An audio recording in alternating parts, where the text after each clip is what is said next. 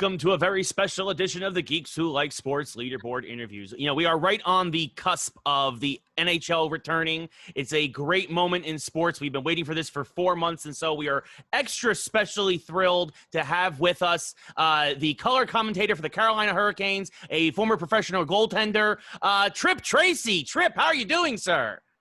Ray, what's happening? Happy Friday to you. I'm happy to be with you here on the eve of the qualification round. And that's the first time we've ever said that. The qualification round, the eve of the qualification round. Tripp, so great to have you here. For those of you listening who don't know, Tripp Tracy has been with the Carolina Hurricanes for over 20 years. He's a staple of the organization. Tripp, it wouldn't be unfair to say you grew up with this organization in a lot of ways, right?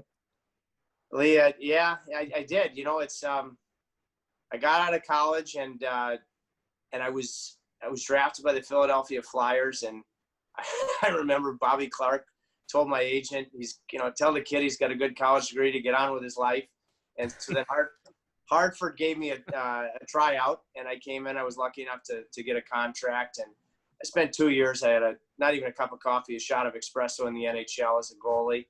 And then our longtime owner, until recently, Pete Carmanis, I had grown up playing for his teams in Detroit.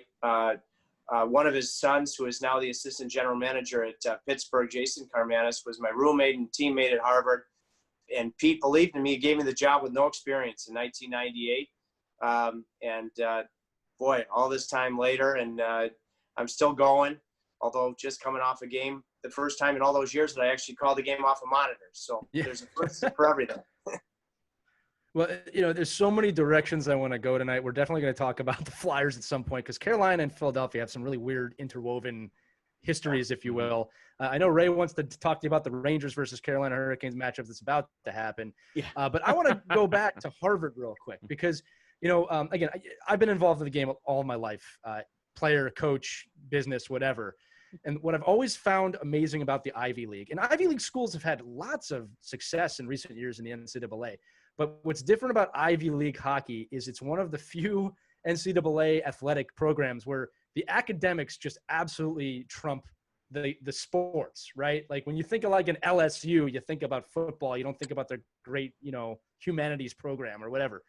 So I want to know, what was that experience like going to Harvard University, both as an academic and an athlete, and, how that pushed you forward into your career to where you're at today? And that was really funny what you said about Bobby Clark. I could totally hear him saying that. There's a couple of things. And again, the Philadelphia time might continue because probably my dearest friend in the Hurricanes organization is Rod Brind'Amour. And I had the pleasure of walking his mom down the aisle when he married a wonderful woman, Amy Biedenbach at the time, now Amy Biedenbach Brind'Amour. And so Rod and I are very tight. And, I've been because Rod was recruited very heavily by Harvard. And his only year at Michigan State, he got eliminated in the Final Four by, guess who? Harvard. And I never have let him live that down. And Rod, probably because Harvard had a subpar gym, didn't choose it. And they bounced him in the NCAA Final Four. But, I will tell you, it was an incredible experience going to school in Boston. My freshman year, hockey-wise, went so well that I think my teammates and my lifelong friends would probably say that my ego probably got a little bit big, and I really thought I was going to play in the National Hockey League at that point. And so I should have taken my schoolwork more seriously. And all of the Harvard alums and whatnot tuning into your podcast, this is not going to, really make me popular with them. But I could argue the hardest part of Harvard is getting in. I took an economics core class. I think it was taught by Reagan's economic advisor my freshman year. I had to struggle to get a C-. So economics was not for me, and I chose history. And history has so much gray area. I would say that it's tough to get an A, but it's tough to get a C. As long as you cite the reading material, typically I think they're going to say, I don't agree with a thing this kid Tripp Tracy is saying, but he cited the reading material, B-. So, I did okay. I wish I would have, and I probably had a B average, but I wish I would have taken better advantage of the academic part of it. because even though I went to such an incredible college, I really still, my dream was set on trying to play in the National Hockey League.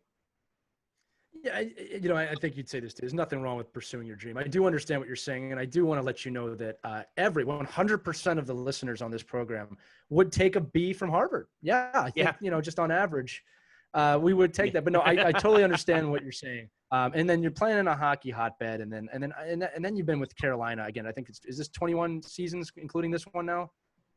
Yeah, I guess October of '98 was my first game in Greensboro. Wow. I know it was against Tampa. And you know what, I want to tell you, I think it was Vincent LeCavalier's first game in the National Hockey League was my first game broadcasting. So, wow. And I think I said, I went back and watched the tape, my longtime partner, John Forsland, and the next night, and we only made it through 2 periods. And I think I had already said certainly 27 times. And the average has gone down, obviously, since then. And John Forsland, as you said, a wonderful play-by-play announcer, is going to be on the national stage here for this qualification round and the playoffs. I do want to talk about Carolina because it's an organization that has a massive following. They are just as good of a fan base as any other team in the league. I run another hockey channel, and the teams from the South, below the Mason-Dixon line, typically just get a bad rep from the teams above. And I'm a major defender of teams like the Carolina Hurricanes, because I don't think people realize how dedicated these fans are, number one. I know a lot of people that are fans of that team, and man, they live this team. They love it. They like the Checkers too, the AHL affiliate. But one of the cool things about Carolina is that it's not a Manhattan, it's not a Philadelphia. So I always feel like they have way more access than maybe some of the original 6 and Northern City teams do. But can you speak to a few minutes, obviously, just about that fan base? Because I'm always enthralled when I talk to a Carolina Hurricanes fan and how much they love that franchise. Lee, that makes me feel good as the longtime Carolina Hurricanes analyst to hear you say that, especially with all of the unbelievable historic hockey organizations that are out there. For me, I have to go back to when I first started. First of all, you're playing in Greensboro while the building here in Raleigh, was being erected. Okay, so the first year that I broadcasted, you drove to Greensboro for all those games, and now knowing the way it works, to think that players did that. I mean, you had Ron Francis on that team, Gary Roberts, Steve Chason, God rest his soul. You had some big time veterans, and you're driving. So once you get into Raleigh, the fans were not, I wouldn't say they were hockey knowledgeable at that point in time. But I've always thought that they have, because, and I think this is a phenomenal thing, because of the influence of ACC football, and in particular basketball, and proximate, same building, North Carolina State, Duke, and North Carolina, the Tar Heels, right down the road. I think the fans are unique from the standpoint that if you just show a visible work ethic, they are going to unconditionally support you, and they're going to do it in electric fashion. As a matter of fact, I just started a podcast myself and called Digging In. I dug in with Jordan and Mark Stahl on the eve of them playing against each other in the qualification round, and Jordan called the Hurricanes fan base and the building itself the loudest building without question he's ever played in. And mind you, he won a Stanley Cup in the old Igloo in Mellon Arena in Pittsburgh. That's a heck of a compliment.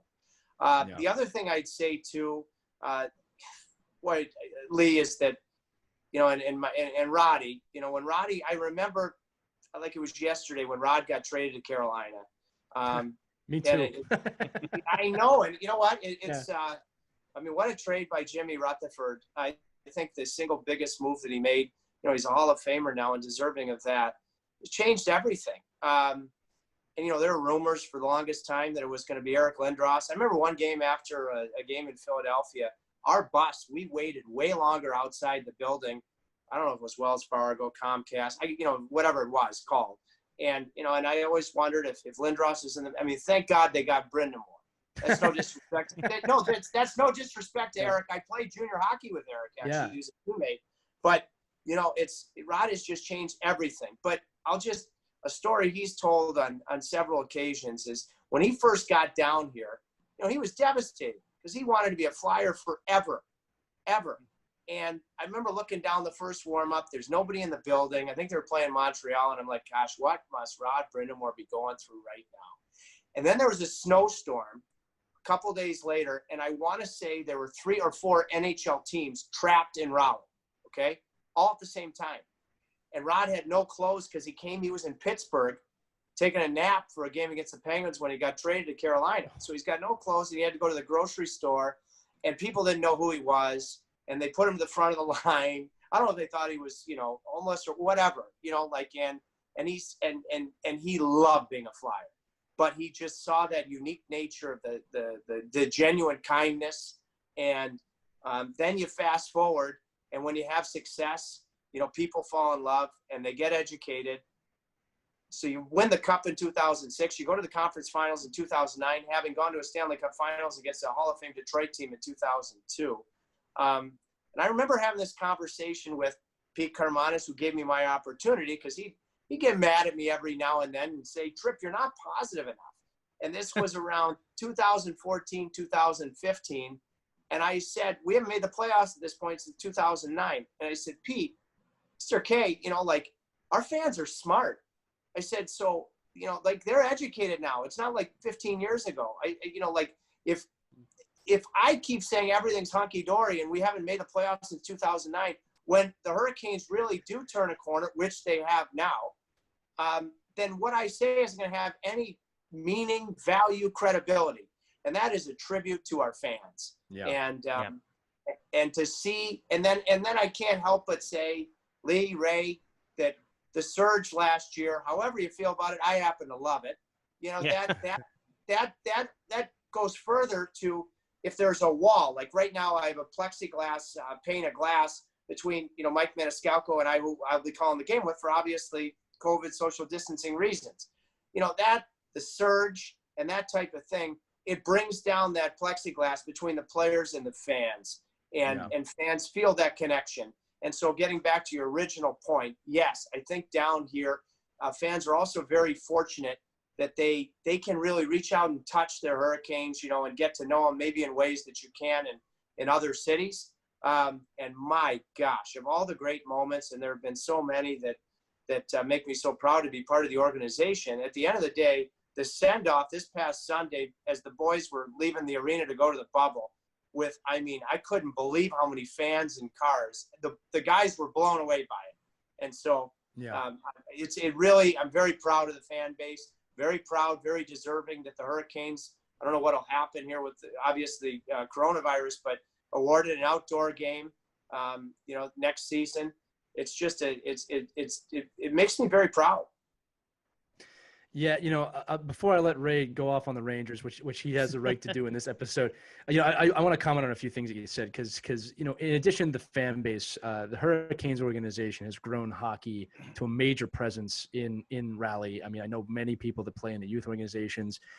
It's funny you mentioned the Storm Surge. I've always been a fan of it. We do some fun skits at a channel that I run because of the Storm Surge. But one of the major things I do in sport, as our audience knows, is I work a lot in team bonding. I go to teams and do team bonding. And when I saw the Storm Surge, which was a real gutsy move in the NHL, with the way, you've been around the league a long time. That's not something NHL players do. It's very much be quiet and, stay the course. To see that and then them embrace it with the fans. And then for Don Cherry to enable it 100%, which was probably the greatest gift he could have given the organization. I love where they went with that. But I do want to rewind back one more time, because something about the Carolina Hurricanes organization that's amazing to me. Number one, by the way, they totally nailed the name. We obviously, with the Seattle Kraken coming out, Ray and I have been debating on shows like the best and worst NHL team names. The Blue Jackets take the worst by far, but the Hurricanes have always had one of the best names in the league, rightly so. But talking about the history again, you look at that 2002 team against Detroit, Arturs Urbe in net. You have Ron Francis as the captain, for a player that so many people don't realize this man is right up there, all-time greatest playmakers and players in NHL history. Then they came up short. And I remember that in that series, as you said, you're playing the Hall of Fame Detroit team. One of the greatest teams in the history of the NHL. But I remember that was the first time a lot of people looked at the Hurricanes and went, wow, this team is here. And then more importantly, as you said, 2006, and this is what I want to ask you here. That was a very interesting year in hockey. I mean, probably the most interesting year since what's about to happen, because we're coming out of a year-long lockout. The Hurricanes and the Oilers are the two teams that kind of got it right. You know, they understood the speed of the game, and the game was changing. They moved on from the Neanderthal time period, as we used to call it. You have Rod Brind'Amour, who, by the way, as a Flyers fan, we were devastated. And again, we're not going to get into why he was traded. You can go look that up. But we were devastated when he was traded because, like you said, hardest worker in the room. I mean, nickname was Rod the Bod. And we were devastated. But when he was in that final, we were all pulling for him. And again, I implore everyone watching, when you're done this episode, to go watch him raise the cup in 2006, because it was both the most aggressive cup raise I've ever seen. He would later go on to say that he couldn't hear anything. So a lot of people think he grabbed the cup from Bettman, which made a lot of people happy. But I remember him marching. I'll never forget that. And then obviously on that team, Justin Williams was on the team, I think, at the time. And I remember Doug Waite with one arm lifting. I mean, it's just unbelievable stories. But this is the question. I'm getting ahead of myself because I'm getting excited. Okay, this is the question. That team escorted. They never get enough credit for this. That team escorted the modern NHL, which is by far much more profitable, better in probably every way possible. Broadcast deals, the game itself. But the Carolina Hurricanes and the Oilers, to some extent, are the two teams that escorted us into the modern era. What was it like to be there at that time, and how much of an onus on that is there? Do people even realize how big of a deal that was that they won the cup that year? I have never heard it said like that they escorted the new National Hockey League. Wow, that's a heck of a compliment. I asked, Rod, I think people all know now just how eloquent he is. And, and he came on and he dug in with me on the pod, maybe a month ago. And I asked him, was there one particular moment that year that he thought that this team really had a chance? And he said, yeah, training camp. And it's because he looked at it, he said he's working out, he's throwing the weights around, and he sees, coming off of they lost a whole year, and they had acquired some guys, I think right at the end of before the work stoppage in 2004, 2005. I think Gerber might have been in there, Martin Gerber, who was a big part of it. And so, Roddy's tossing the weights around, and he sees Jimmy going to work, Jimmy Rutherford. He's like, oh, Corey Stillman. Whoa. Ray Whitney. Yeah. Whoa. Matt Cullen. Whoa. And, and then he's saying, and we're not giving anything up. And so, that's when he said he had a feeling. I give Jimmy a ton of credit, because Jimmy, if you look at the guys, he did a combination of a couple of different things. He was able to, really place importance on players that would thrive in the new National Hockey League post, what did you guys call it? Neanderthal, post clutching and grabbing. So that's the first great move Jimmy makes. Then he was, Matt Cullen was sort of an unknown at that point in time, he played some, decent amount in the league, but he scratching the surface. Jimmy must have thought about what he could do. So, that's a great move. You have a salary cap for the first time. That's why you get Ray Whitney. I mean, Corey Stillman ends up winning back-to-back Stanley Cups because he had been part of Tampa.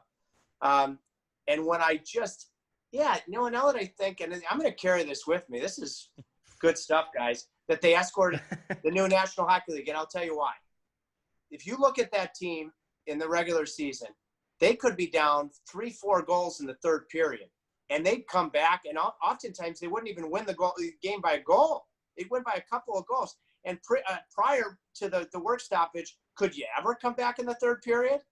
Never. No, that's the Devils, right? That's Devils 101. That's right. Stop. So you make an outstanding point and I just thought it was a special group at that point in time. I knew that hockey was entertaining. We saw the shootout for the first time, right? And I just tell one quick shootout story because it was Cam Ward's first National Hockey League start. Yep. He plays Pittsburgh. he plays Pittsburgh, and then he goes to a shootout. So first of all, everybody's all pumped up about the shootout. Yeah. All right. And he faces Mario Lemieux, Ziggy Palffy, and Sidney Crosby. Just some small names in the game, by the way. Just, Yeah. And he gets the job done.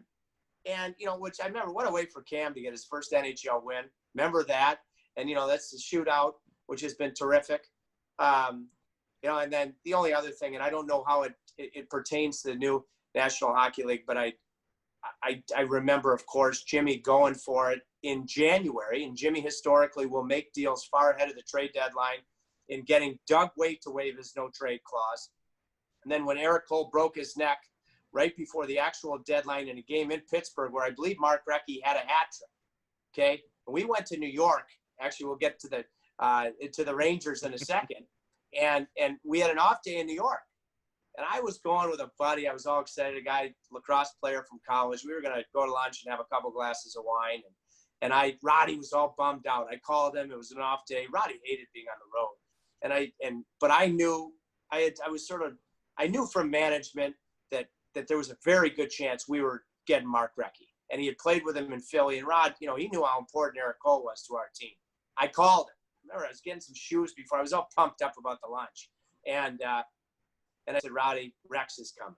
And, so the point is with those two guys, Doug Weight and Mark Recchi, these are guys that both waive no trade clauses to come to Carolina. That tells you, getting back to your earlier question, that's validation right there about, not only, yes, the team, but the fact that the market had become a desirable place to come. I can't wait. I'm going to tell some of the guys what you said about escorting the new national. And I think the biggest thing was coming from behind in games. And they did it. And they did it with a vengeance. And they did it in a way that it was almost like they came, secretariat from behind and won, like he did at the Belmont, and you never could do that. Before the changes that were made in 04, after 04, after we lost the season. Yeah. Well, and those are two guys too in Weight and the Wrecking Ball that had won too prior to that season. So you got, not only are they waiving their no trade clause, these are guys that have won Stanley Cup, so they know what it takes, and that was a special team. So two things here. We pride ourselves on our transitions in this show. So one is, I want to apologize to Ray because I've taken up a lot of time so far, but I think he's okay with it. He knows how excited I am. And two, Cam Ward, right? It was the other gigantic piece of that team. So what I remember about Cam Ward that year as a Flyers fan was, why is every team finding a goalie that can win them the Stanley Cup out of nowhere? They just come out of nowhere and they win this team the Stanley Cup. So speaking of teams that have goalies coming out of nowhere, Ray, you have Igor in net, potentially starting tomorrow, we believe, against the Canes. So I wanted to throw it over to you, Ray, to at least bring this up to the modern moment. Yeah. We're heading into the qualification round tomorrow. You are a Rangers fan. Ray, yes, but I turn it over to you. Before I get into the modern moment, though, right? I would feel remiss because I know hockey too. I'm a hockey fan. I'm not the only but so I wanted to talk. We talked a lot about history. Okay, I have a question too. But I'm acknowledging that. We're best friends, by the way, Tripp. Don't let him. Yeah, no, we rag on each other all the time. Don't worry about it, Tripp. This is normal. Sign of a great friendship when you carve each other. Yeah, exactly. Yeah. So, but I wanted to mention that, of course, when you joined the organization, speaking of history, they had just moved basically from Hartford the year prior. So you've been with them in Carolina basically the whole time. You've seen this organization grow. We talked about the fan base. I wanted to draw the parallel between what's going to happen now, obviously, in Seattle with the expansion franchise. I think the Seattle fans are, they've been close to Vancouver, so they know hockey. But what about as an organization, and what about players, do you think, when they are, going to start moving towards Seattle? Because you're going to have an expansion draft. It might not be the most desirable place to go potentially, right?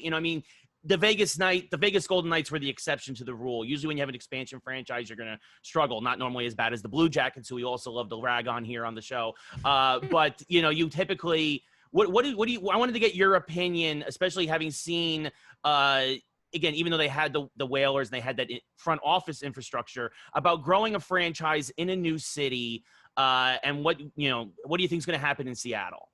Yeah, and with Ron Francis as the GM. Yes, speaking of the Carolinas. Yeah. That's a great question. And, you know, it makes me think a couple of different things, because philosophically, it makes me ask the question, you know, if you had the choice of going to the Stanley Cup Finals in 2002, winning the Cup in 2006, going to the conference finals in 2009, not making the playoffs for 10 years and going to the conference finals in 2019, would you take that, or would you take constantly getting in the playoffs and getting bounced in the first round? It's a philosophical question. You want to have your cake and eat it too, but if you put a gun to my head, I probably would say I'd take just getting in here and there and going deep. That's what the Canes have done forever now. So that's something that pops into my head. You guys are right. I mean, Vegas the job that George McPhee did was brilliant. I mean, to just about win the Stanley Cup, okay, aside from the fact that Vegas is a very desirable location, and Seattle's the only variable is the weather. You're talking about an unbelievable city, expensive, okay, but an unbelievable city. And you can just tell that the Kraken are going to do things first class. Mm-hmm. So, you know, but that's a lot of pressure on Ron Francis, because, you know, people are going to try to remind themselves how special and how extraordinary it was what Vegas did, but they're still that's going to make the bar go up for the Kraken.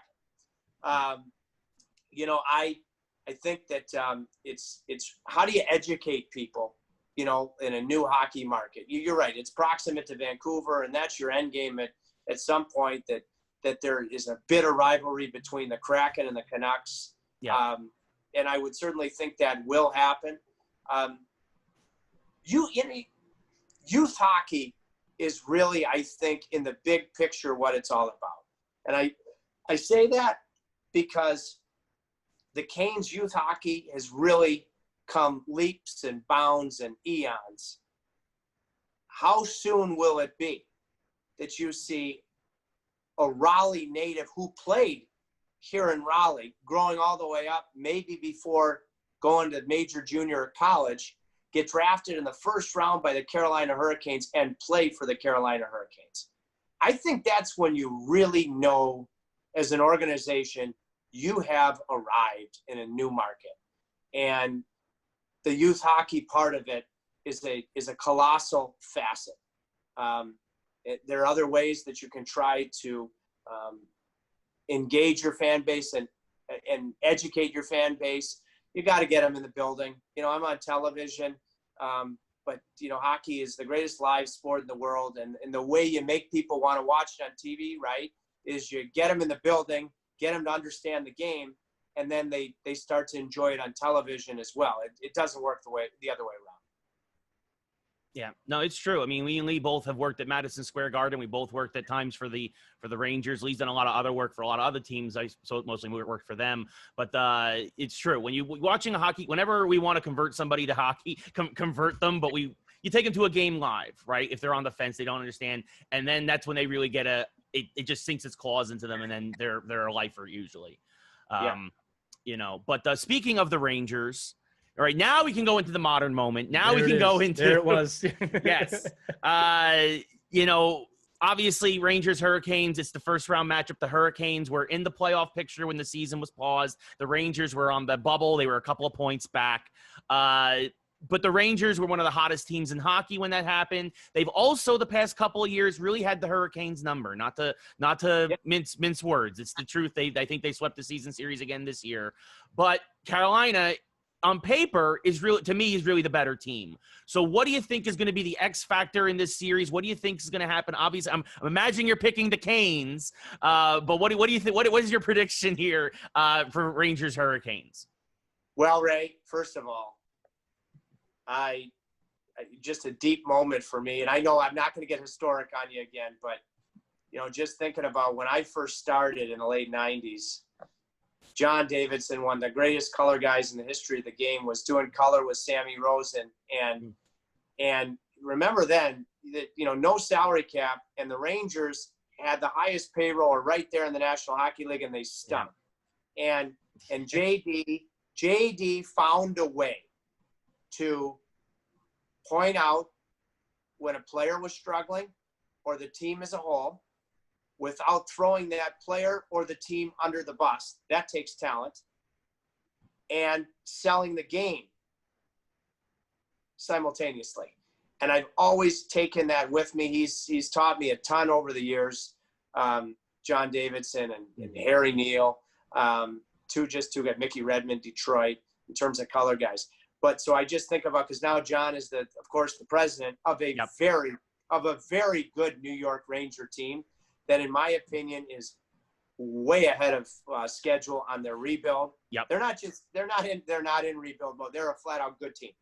Okay. And, it really comes down to, when you look at the film of this year's season series, the Canes were the better team, in my opinion, in 3 of the 4 games. And Henrik Lundqvist did what he's done against Carolina at both Madison Square Garden and Raleigh throughout his career. That's why, David Quinn's not going to go this way, but that's why I would actually start Lundqvist in game 1, and then go to Shesterkin if you need to. Shesterkin played a heck of a hockey game against the Hurricanes in the last of the 4 games. So Peter Mrazek, James Reimer, Mrazek, however you see them throughout the course of the series, can they just match the Ranger goaltending? So if they do, Carolina, I think is a deeper team on paper, even without Dougie Hamilton. Now Hamilton, it's a huge hole. It's a huge hole because he was having a Norris Trophy caliber season because everything that he does offensively was there, but he became more complete this year. He was more reliable in his own end. He played with a bit of an edge, and he was really having a good camp. Coming off that broken leg before he got hurt. He did just skate after practice today in Toronto. So could he be available at some point in the series? You hope so. But the defense really is deep enough that, they should be able to overcome it here in this round, in my opinion. Sami Vatanen is the most important player on that defense because he's a righty like Dougie. Roddy and I always argue because Roddy's not a big guy when it comes to natural side versus offside. Guys playing their offside. Mm-hmm. I am. But the majority of their guys are lefties now. And Sami Vatanen he's a righty just like Dougie. He can slide in, play with Slavin. He's in Dougie's spot on the power play. So it's a big-time series. If you look at just an individual matchup, who outplays who between Sami Vatanen and Adam Fox? Okay, Adam Fox, of course, came over in the deal with Dougie. Wow, is he already a player? Flat-out player. Yeah. My gosh, would I ever love to see him in Carolina? Oh, my gosh. A Harvard guy, I've given him the gears about it, but he is a flat-out player. Tony DeAngelo, I know, is a question mark for tomorrow. He's had a heck of a year. So how do you beat the Rangers? You make them play in their own end because that's where they're vulnerable. You match their goaltending. And then you find Carolina's special teams were good this year, both of them.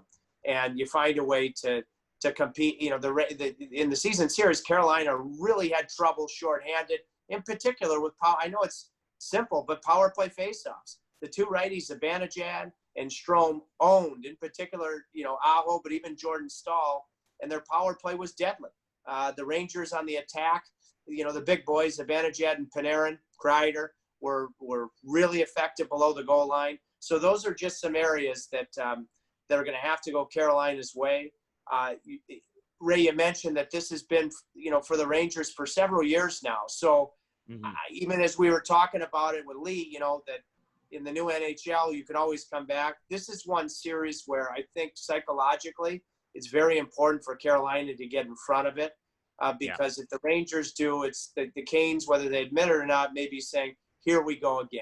And finally, with my perspective, different type of thing, but I remember 2009, the Boston Bruins killed Carolina in the season series. Second round, they were the number 1 seed, and the Canes, without home ice advantage, eventually won with a Scott Walker overtime Game 7 goal and beat Boston.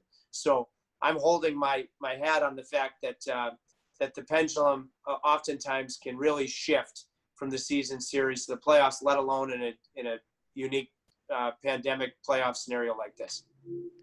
Yeah, I mean, that's the thing. Let me get.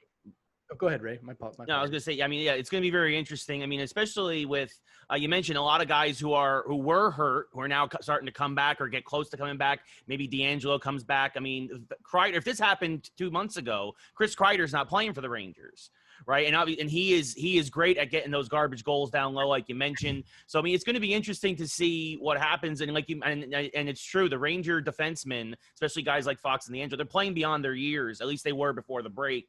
Lindgren too. Yep, for sure. And even he's a winger, but even Pesky Lemieux was doing a lot for the team. Although he's going to miss the first 2 games, which will be interesting as well to see who steps up for if anybody steps up for the Rangers. Again, I'm hoping somebody steps up for the Rangers. But let me jump in there real quick, Ray, because you asked about X factors, and I don't know if X factor is the right word here, but there's 2 players, one on each team, that have very intriguing situations for me. One of them is Capo Caco. And here's why. Yeah. Because this is a rookie. And if you look historically, most NHL rookies tend to trail off towards the end of the season for multiple reasons. One is they've never played 82 games plus playoffs. It just seems to happen more often than not. All of a sudden, he didn't have the hottest start in the world. He didn't have the start I think people wanted him to have. He's had this 4-month break. And all of a sudden, he's back with something to prove.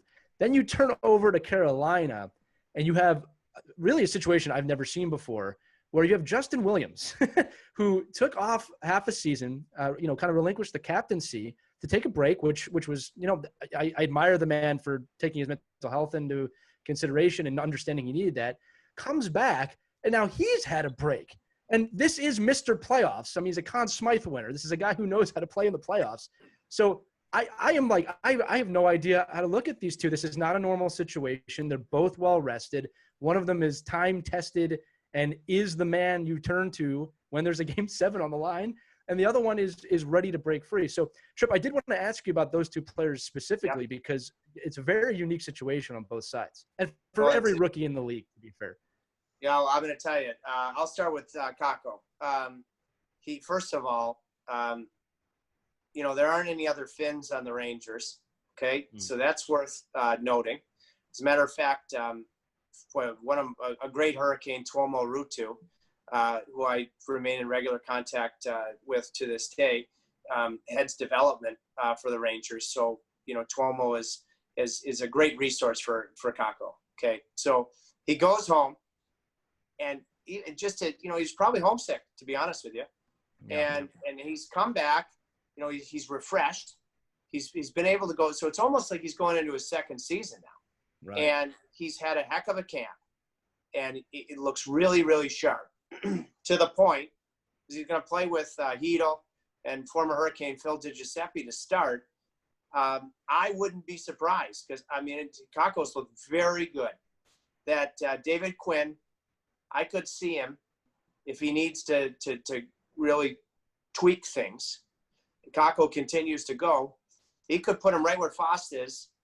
With Strome and Panarin. And, that could be a very intriguing line. And I also know, too, they've shown Kakko a lot of film of Andrei Svechnikov, as a guy that, he can try to model and emulate Andrei's progressions. So that's him. I think he's somebody that the Hurricanes are going to have to pay attention to based on the break coming at the right time. For Justin Williams, the big difference right now is that Lee, even for a great player, better person like Justin, when he came back, he scores the scripted shootout goal his first game back against the Islanders in front of all the Caniacs, and they go bonkers, and he had another good game. And then they had a break. They had the All-Star game / bye week, which was probably the worst thing for him because, he was probably playing on adrenaline. But the National Hockey League is a fast-moving, almost, Japanese bullet train, okay? And he's trying to catch up, and he's not the fastest guy to begin with. Even when he's won a Conn Smythe, he's not, okay? So, but what's the difference now? Everybody is starting from the same starting block. Yeah. So, I think that's, very relevant for Justin. And he also finally fought through, either hitting a wall or, trying to catch that NHL train And before the break in March, for 5-6 games, he was as good of a forward as the Hurricanes had. In particular, playing with Jordan Staal, who I could see some different left wingers on that line, whether it's a Warren Fogle or a Brock McGinn. But I do think that Williams probably plays with Jordan Staal. I'd be very surprised if that twosome is split up. You know, he was playing very heavy hockey before the break, all the vintage Justin Williams things. And with regards to the Rangers, you know, if the Rangers are in any of the Hurricanes' heads, they're not going to be in Justin Williams' head because, you know, when he won his Conn Smythe, you know, he had success at Madison Square Garden, and obviously he had success, I thought, against an underrated Ranger team in that Stanley Cup final before Alec Martinez finally scored to win it. So he's a guy that can lean on that. And then, yeah, I mean, the priceless leadership that he's going to provide and the no panic. I mean, he's just a winner. We all know that he is. You had to bring up the 2014. No,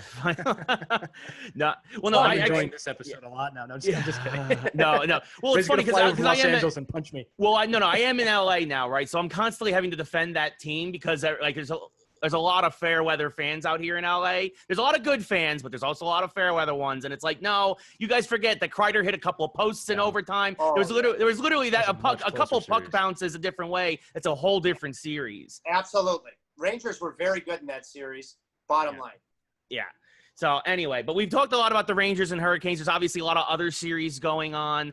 To me, Hurricanes, Rangers, very evenly matched. I honestly think it could be a longer of series of this qualifying round. But there's other ones. Do you see any upsets in anywhere else around the league? We got Florida versus the Islanders, Montreal. People are worried like, oh, Carey Price could steal something from Montreal. I don't think that's going to happen either. But like Montreal versus Pittsburgh, like do you see any upsets in this qualifying round? Do you guys consider Columbus beating Toronto an upset? Man, that's a tough question. I mean, I wouldn't. Is there a Zamboni driver in net? Toronto? I'm sorry, I couldn't resist. I like Columbus a lot. I do. I know you guys are talking. You don't love the name, but I think that Torts, you know, like when he challenged his big boys, including Dubois, the big boys said, what, a week ago in Columbus, I think that they're going to be dialed in. So I don't know if you consider that to be an upset. Trying to think off, you know, what other Minnesota was playing really well before the break. There's so much parity. I don't know. To answer your question, that I guess that the series that would be considered, wouldn't you say, in the East or the West, where there's a predominant favorite, is Pittsburgh and Montreal. Right. And I like Montreal's team. You know, they haven't been healthy. They're going to be healthy now. Until he proves otherwise, Carey Price is not the goaltender that he was a couple of years ago. He's just not. There's nothing in his game that suggests that he is going to stand on his head and steal a series. And I don't even know that he'd have to do that, because I like Montreal's team. I don't love their team, but I like their team. Just Carey hasn't shown me anything that would make me say that that's very probable. And I think Pittsburgh, they sort of escargoed into the COVID break, but they really had done an incredible job with all their injuries. Now they're going to get Gensel back, and like a Marino, good young defenseman. What they're going to do in goal is very intriguing based on how well Tristan Jarry had played. In the West, I guess I just quickly say that I wouldn't. If you put a gun to my head and said, "Is it Edmonton or is it Chicago?" I would not say Chicago, because I don't like their defense much at all. How's Corey Crawford going to be? Because he had COVID. Is he going to be sharp? And Edmonton has, my gosh, when Connor McDavid was out, Leon Draisaitl came into our building, and he was the best player I saw all year, hands down. He went toe to toe in that game with Sebastian Aho, and he was unbelievable. I would take Edmonton, but I'm never going to bet against Jonathan Toews and Patrick Kane. So I'm not going to be gutsy enough to say. I'm not even going to be close to gutsy enough to say it, because I don't like their defense much at all. But but I would never bet against those 3-time champions. Yeah, and they know how to win in a short amount of time too. They've done it before in a previous lockout year. The other thing about Chicago, and it's actually, this is true. So just to rewind back again, yeah, just because we rag on the Blue Jackets name, it has nothing to do with our thoughts on the team itself, right? It's a very talented team. But you can rag on that cannon. That cannon gets me every time. We've made fun of that on our channel this year. You know, when you look at that Columbus-Toronto series, you look at the Chicago-Edmonton series, in terms of upsets, it depends on which Toronto and which Edmonton show up. Yeah. Right. If it's a playoff version of those teams, they're going to win those series most likely. But, you know, if we get that kind of, you know, forgive me for saying it, but if we get that lackadaisical Edmonton team or Toronto team, yeah, they can be taken. And those teams have never shown the ability, in my opinion, to push through adversity when they get behind. They have to be front running to keep going. At least that's what they've shown so far. That's not a shot at anybody's personality on teams. I don't know Austin Matthews and, you know, Connor McDavid personally, but as a team, they've never, you know, when they get back behind, it's very hard for them to come forward. They haven't shown the ability to dug in. They haven't dug in. Yeah. They haven't dug in. I mean, the bottom line, now I am telling you, if you asked me to pick in that series, I would be picking Columbus. Yeah. Because of their defense. They have 2 very good goaltenders. Frederik Andersen has not looked sharp. Anyway, so that if you asked me to pick, I would. And Dave Ayers night, which was an incredible story. The way the Hurricanes played in front of Dave. But until proven otherwise, the Leafs showed no dig-in whatsoever in that hockey game to not generate anything in the last 25 minutes of the game, even 30 minutes of the game with a Zamboni driver in the nets. It was one of the more interesting stories of the year. I remember that the GM of Toronto came out and said it was a lose-lose situation because if we go out there and beat the team with that Zamboni driver net, then we're getting ragged for that.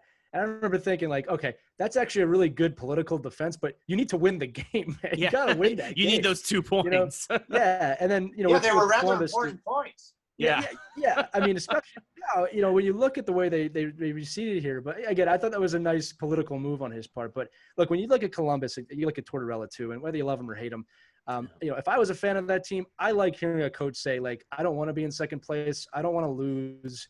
I mean, it's just consistently like, if you don't win, you're a loser. I mean, like, that's the type of attitude, especially for the playoffs. And that's why he's statistically done very well anytime he's been in the playoffs. I do want to ask you one more question about hockey because this has been a great conversation. It's going and going.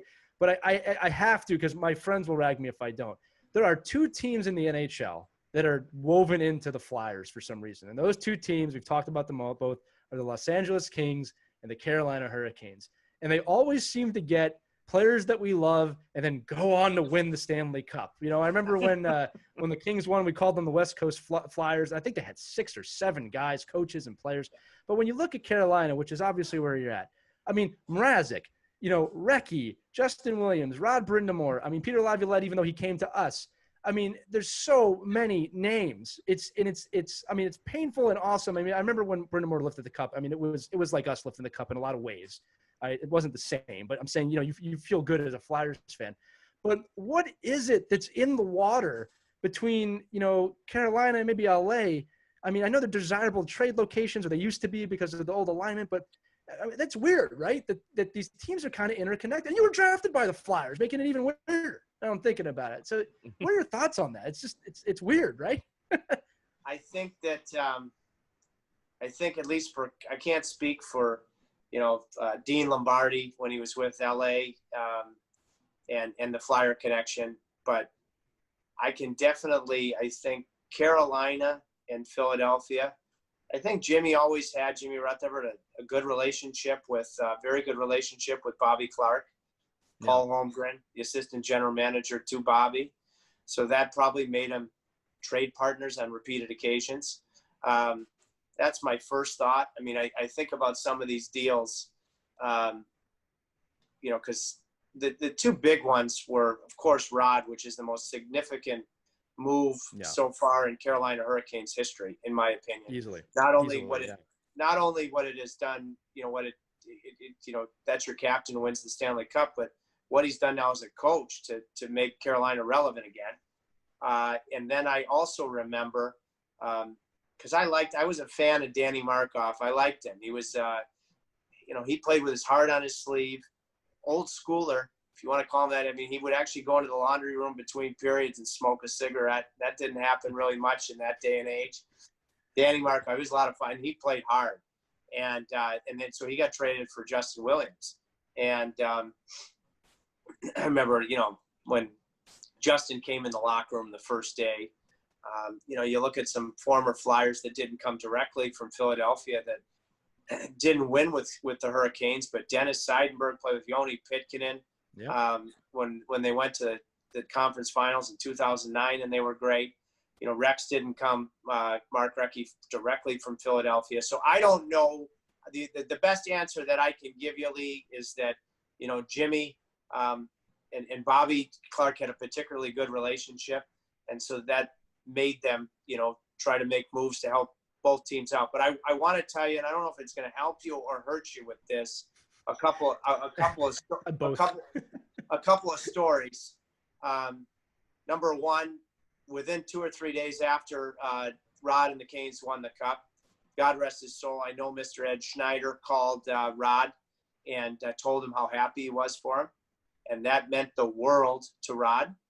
And then, it's right, I should run it and grab it. But then when Rod went in the Flyers Hall of Fame, there's a Twitter handle right now that it's hilarious. It's called Rate Rod's Ties. Some Argentinian Cane, and he rips him. He rips him all the time. And he gives him an out of 10 score. And so I sit on the plane, like when ordinary circumstances, traveling on the plane with the team, and I go up, and one of the assistant coaches, Jeff Daniels, was my captain in the American League when I was playing. Dean Chenault has great personality, doing a great job with the D. And I'll go up there, to give them a little break after they're looking. They got the laptops looking at all their video, and I'll say, "You see what kind of rating Rod got last night with his tie?" And then we'll just carve him, okay? And so, anyways, he's going into the Flyer Hall of Fame, and he's like, "Tripp, I don't have a Philadelphia color. I don't have an orange tie." He said, "Do you have one?" And I actually have an orange Air Mays tie, bright orange. And I mean, Roddy Brind'Amour would never wear an Air Mays tie. Well, he wore it, because so he wore it. He went out and delivered a great speech, and then he took it off. Like I think during the game, but when he was out there, he wore it. And he delivered a great speech about what Philadelphia means to him. He was wearing a bright orange Air Mays tie. I know two other things that, when he dug in with me on my podcast, he talked about, I think it was right when he got to Philadelphia, he made the All-Star game. And because he was the only Flyer, I think, he went out last after Lemieux and after Gretzky. And the place, just because he was a Flyer, the place went bonkers. And he'll never forget it. He'll never forget it. And another thing about Mr. Ed Schneider was Roddy got brutal call, got bounced from a game at some point. And Ed Schneider went into the referee's room, and he was saying, and that meant so much to Rod, because that's an owner digging in with his players. And I know Mr. Schneider was sick when Rod went in the Hall of Fame, so he couldn't be there in person, but he saw it, he heard what he said. And Rod has underrated eloquence, as I mentioned earlier. And he called him right after to tell him, I wish I could be there, but I saw every bit of it. So, again, I don't know if that makes you feel better or worse, but you have some guys that still have Flyers blood in them. Yeah, and when it comes to Ed Schneider, God rest his soul. I mean, if anyone who wants to know how important he was to the Flyers organization, I mean, we completely lost our way after he passed away for several years. I mean, the identity of the team was gone. And I always attributed it to him not being there. Now the Flyers have found that identity again. Oh, have they ever? Yeah, and it's a great team now to kind of see them rebuild, and kind of I said it before, they've put the Bullies identity behind them finally, which needed to be done since 2006, and now it's just a really hardworking, strong bonded team by Alain Vigneault, the old Rangers coach. So it's been very weird to watch the Justin Williams win with both the Kings and the Canes. And again, everything you said about Rod Brind'Amour is true. I mean, he's beloved, one of the great what ifs of Philadelphia Flyers history right there. What if it was Eric Lindros? What if it was Eric Lindros, not Rod Brind'Amour? Yeah, I get asked that. It's so tough because, I mean, okay, so first off, if you look at the time period, right, it's tough to tell because we didn't realize Lindros's career was going to start to go downhill very quickly. So if we knew what we knew, obviously it looks like a horrible trade. But, I mean, you're talking about the most dominant player in the league at that time. I understand why they did it. You also have to remember, and you know this, like Rod Brind'Amour, and this is true of the lockout, Rod Brind'Amour post-lockout is in a completely different NHL than he is before the lockout. And that's completely reversed for Eric Lindros too, where, you're 6'5", 220, and suddenly the game's all about speed. So it again, hindsight, obviously Lindros. And Keith Primo played very well in Philly. He just couldn't stay healthy. Yes. So if he had stayed healthy. And we loved him too. Yeah. Yeah. He had one of the greatest goals in Flyers history in that 4 Oh, overtime. did he ever? Yeah. I mean, that you want to talk about being enshrined with Flyers fans. Okay, listen, Ray's going to fly from Los Angeles and punch me in the face if I don't stop talking so much. So I'm going to transition back to you, Ray, because we do have to have like the shortest geek segment in the history. Well, first of all, I want to know what rating did the orange tie get when Rod wore the orange tie? It got a 10, Ray. Did they get a 10? I think that I think that got a 10 actually, because Ray, I'm going to report back to you. I'm going to, as soon as I get off the horn, because those coaches right now, they're just killing. They've done all their video. They're killing time in the bubble. As a matter of fact, Roddy actually said to me a couple nights ago, "You got any shows that I can watch?" Because I turned him on to Game of Thrones at one point. And I just told him Vikings. Don't do that. I told him Vikings.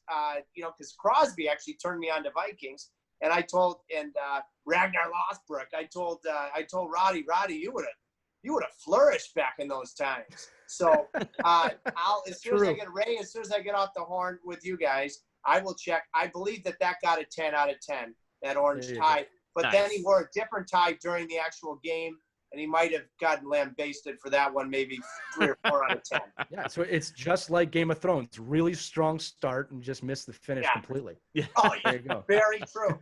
Very true. So, like Lee mentioned, obviously it's geeks who like sports. So we want to just ask a couple geek questions. First off, I know you're not much of a gamer as much as you may have once been, but I know a lot of guys in the team are gamers. Who are some of the biggest gamers on the Hurricanes? And also, you guys are very close to Epic Games, which is where the creators of Fortnite. They're very close to where the Hurricanes play. Tim Sweeney, of course, is there. I think he goes to a lot of Canes games actually. But tell us, who are the big gamers on the Carolina Hurricanes? The two cherubs, the Finns, Teuvo Teravainen and Sebastian Aho. They are absolutely entrenched in Fortnite.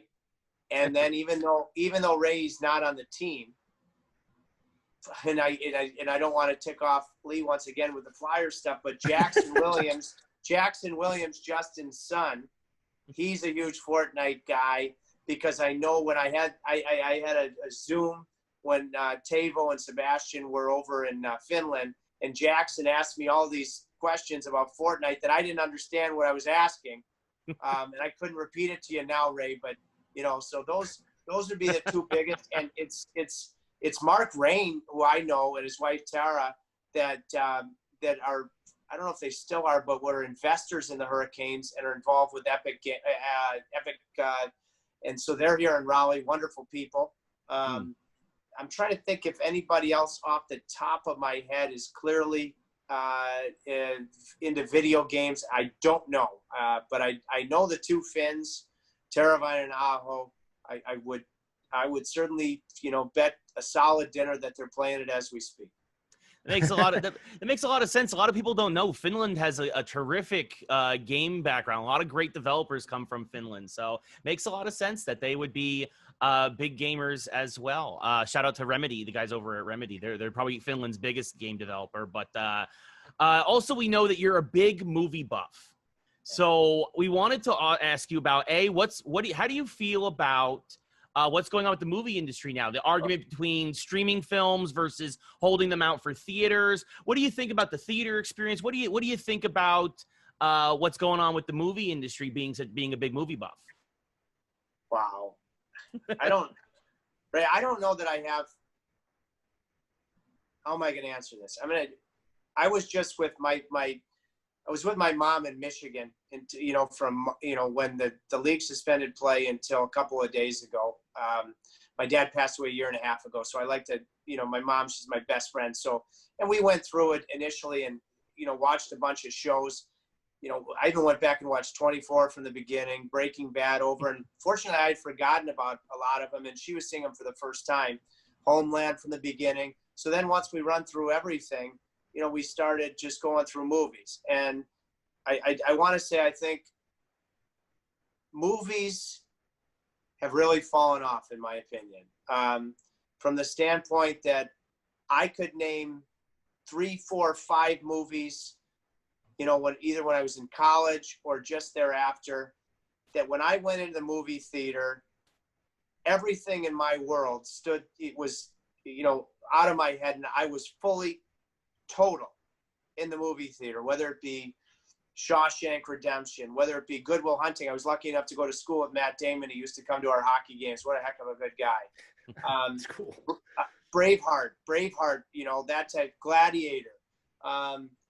Like you move forward, it's more recent, but Slumdog Millionaire. Unbelievably powerful, so it's a different type of movie, but I was a world history major. Schindler's List might be the most powerful movie I've ever seen in my life, not even close. Saving Private Ryan. I just don't remember, Ray, the last time that a movie that's come out in the last couple of years has done that for me. So, and my mom kept saying, because I kept finding movies and, her memory said not that great now. So even if we watch, so she kept saying, Tripp, will you just pick a movie you haven't seen before? And I kept looking and I'm like, I can't find any I really like.